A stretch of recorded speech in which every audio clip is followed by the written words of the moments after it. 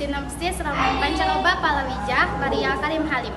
Awal pendudukan Jepang di Indonesia, tepatnya sekitar tahun 1942 hingga 1943, masa peralihan dari kolonial Belanda ke Jepang.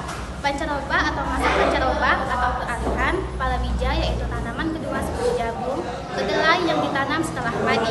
Roman ini mengisahkan suasana kacau dan semangat rakyat Indonesia di masa awal Jepang masuk. Tokoh-tokohnya adalah pemuda-pemudi yang hidup di tengah perubahan politik drastis. Mereka menghadapi propaganda Jepang, kerja paksa, kelangkaan pangan, dan harapan baru soal kemerdekaan. Judul palawija jadi simbol setelah padi, yaitu Hindia Belanda dipanen habis, rakyat harus menanam palawija untuk bertahan hidup di musim sulit. Artinya, bangsa Indonesia harus beradaptasi dan berjuang dengan sumber daya sendiri atau di era baru. Menurut catatan, roman ini terbit awal 1945 dan diduga sebagai propaganda untuk peta atau pembela tanah air. Jadi, isinya menanamkan semangat juang, disiplin militer, dan kesadaran nasional di kalangan pemuda untuk membela tanah air meskipun peta diberi. Penghapusan pengaruh Barat, Jepang melarang penggunaan bahasa Belanda dan kebudayaan Barat.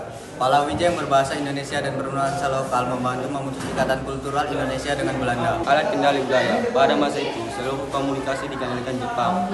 Novel yang diizinkan terbit seperti Palawija dan Cinta Tanah Air adalah novel yang disensor dan bertujuan anti. Sebagai media propaganda perang, novel Palawija dianggap sebagai sejalan dengan misi Jepang untuk menanamkan semangat anti-Barat dan pro-Asia. Isinya dipenuhi dengan semangat perjuangan yang bisa diarahkan untuk mendukung kepentingan militer Jepang di Pasifik. Indoktrinasi nilai Nippon Seisei. Meskipun ditulis oleh penulis Indonesia, novel ini lolos sensor karena memuat nilai-nilai yang mirip dengan semangat Jepang. Palawija menceritakan tentang kehidupan masyarakat pedesaan Jawa yang penuh perjuangan, kesederhanaan, dan dedikasi terhadap tanah air. Novel ini menonjolkan nilai-nilai keutamaan lokal